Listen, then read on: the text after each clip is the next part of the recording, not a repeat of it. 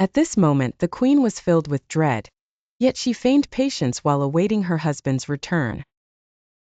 Agamemnon did not return alone. He brought back with him a woman named Cassandra. Cassandra was a princess of Troy, assigned to Agamemnon as a concubine as part of the spoils of war. Agamemnon returned to his homeland with Cassandra, once a noble princess, now reduced to the status of a slave and concubine. The anger within Clytemnestra intensified. As a husband, Agamemnon had not only deceived his wife by bringing their daughter to be sacrificed, resulting in her death, but after 10 long years, he returned with a new concubine, Cassandra. Cassandra was no ordinary woman.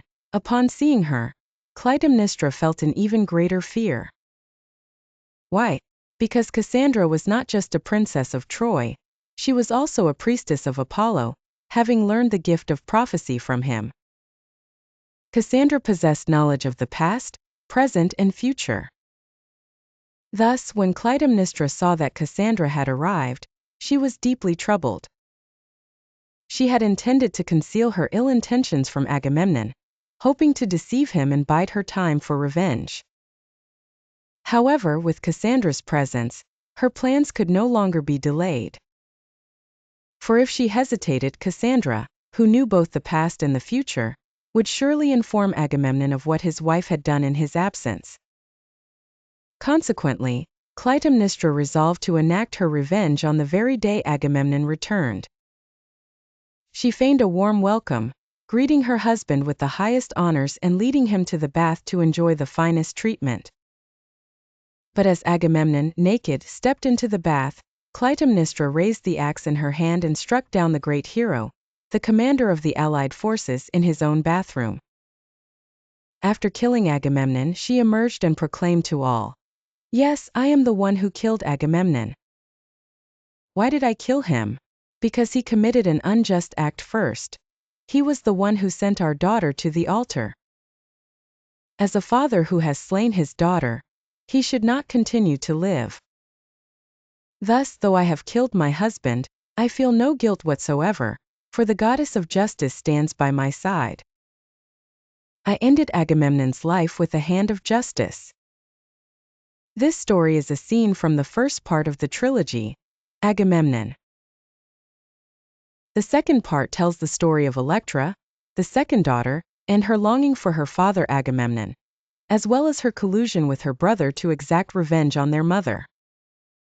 This tale is titled The Libation Bearers. After Agamemnon's murder, Electra witnessed the scene of her mother's crime, knowing that her mother had been unfaithful to her father. Before Agamemnon returned, she had already seen her mother engaging in an affair with her uncle while her father was away. At that moment, she wondered if her brother Orestes, being Agamemnon's only son, would be in danger.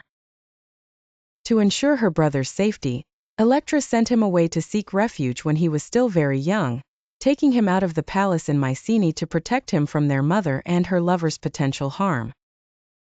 Later, on the day of Agamemnon's return, he was murdered.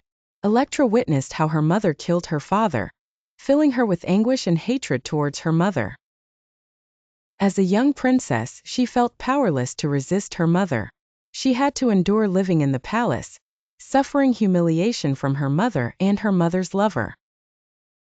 Yet she bore all this suffering with one purpose: to wait for her brother, who was in exile, to grow up, hoping he would return to avenge their father. The beginning of the second part takes place many years later, when Orestes returns to his homeland as a stranger. He knows that if he returns as Agamemnon's son, he would be in grave danger from both his mother and her lover. Thus, he disguises himself as a foreigner upon his return. However, his sister quickly recognizes him, and they reunite. After their recognition, the siblings conspire together to take revenge on their mother and avenge their father. With his sister's support and encouragement, Orestes raises the dagger and kills his mother in a pool of blood, also slaying her lover, who is his uncle.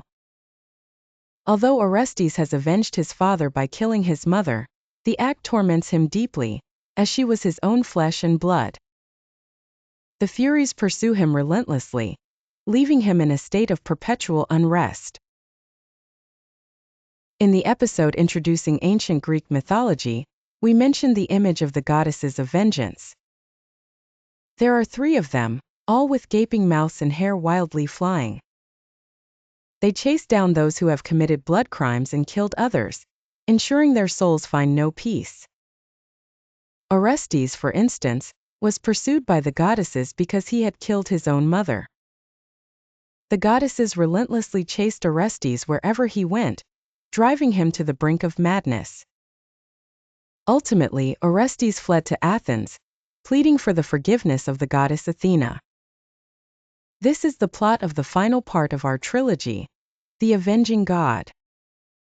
Upon arriving in Athens, he sought help from Athena. At this moment, Athena established a court to judge whether Orestes was guilty. However, the gods were divided in their opinions.